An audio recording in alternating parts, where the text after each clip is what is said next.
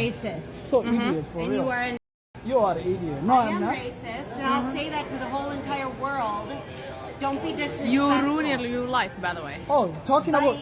Oh man, here we go again. Am I allowed to say the N-word for educational purposes? Everybody I know who's married right now, they're married to broke-ass niggas. And you're listening to your favorite rap song. Do you say it? Yes. Yeah. You'll collaborate. G, keep it up. Thanks, Nick. Appreciate it. So I tried my best, but they want to keep a real down, okay? And that's what they're doing.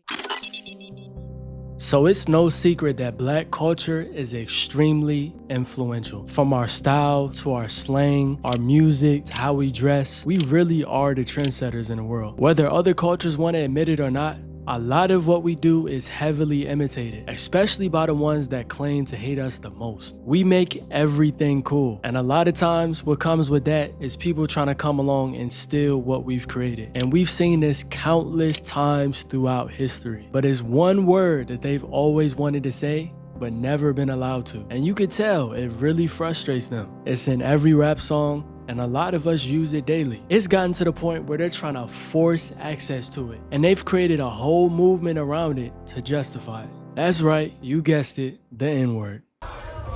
Do you want a fucking nigga that's gonna beat around the bush and lie to you? That's just crazy. What? I'm sorry. I've yet to say it on air with a hard ER. I've said No, nigga please don't. many times, That but doesn't sound right. I've yet to say it with the hard ER. Should I do it right now? When they chimp out, I call them a chimp. Shut up, nigga. Dumb. Remake the fucking verse. The fucking song. Nah, remake the fucking. Oh shit!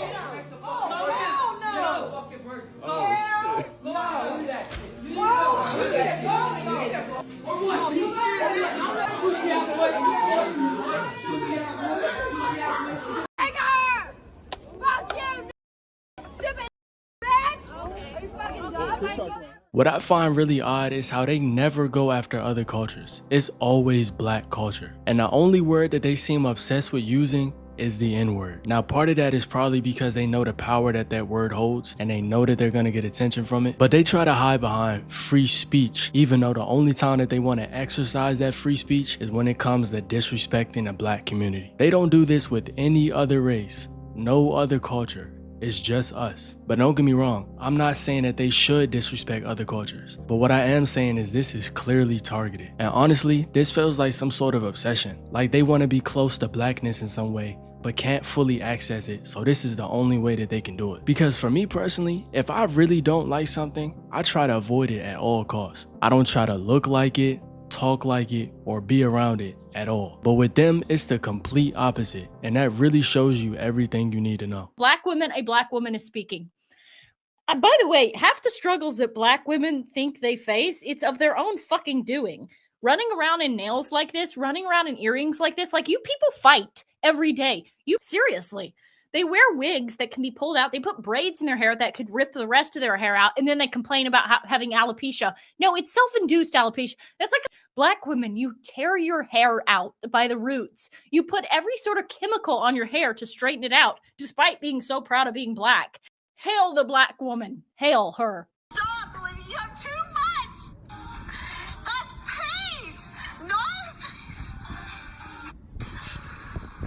I am a Negro. Do you understand that none of you will put get it that way? Do you guys understand the consequences of what you've just done? No. You guys are not going to get into a college. You guys are not going to get any scholarships because this is a hate crime. We all dropped out of high school. It's okay. I still don't think it's appropriate for you guys to be doing this. It's really not funny. To be honest, some of this is on us too. We give other cultures way too much access to black culture. The moment a white person shows any type of appreciation or interest for black people, a lot of us automatically give them the pass and invite them to the cookout. And a lot of times I understand it's not coming from a bad place. Black people are genuinely welcoming and kind people at heart. But we gotta understand that same openness that we have for a lot of people gets taken for granted and weaponized against us a lot. And it gets weaponized against us by the people who would never give us that same level of access to their own communities. And it's not just white people, it's Hispanics too. At this point, they say it more than us, but that's a whole other video I'm working on right now. Ma'am, the gentleman's already explained it to you. Okay, tell it to me again. You telling me we cannot eat here? So unfortunately, we do have a dress code. If you have some non-athletic shorts. But that white kid out there can eat here with his tennis shoes on and his athletic shirt. So we allow tennis shoes, but not athletic shorts and t-shirts. He has on you telling me that's not an athletic shirt? Not that one, but you telling me that little boy who just ate here does not have on an athletic shirt? No license. There you go. What you taking a picture of? Something that doesn't belong here. I pay rent here. I pay $1,000. I tell you what, call the police that in. Call the police that. I don't have any license plate on that. No blacks, no Jews, no gays. High up in the Ozark Hills, in the state of Arkansas, dozens of people have been working hard, building houses and a new type of community. It's called Return to the Land, and it is a town open to white people only. They are millennials and Gen Z, and this is a new update of age-old prejudice. What we've done here is establish a place where we have control over who our neighbors are, and that is just for the sake of preserving, our culture.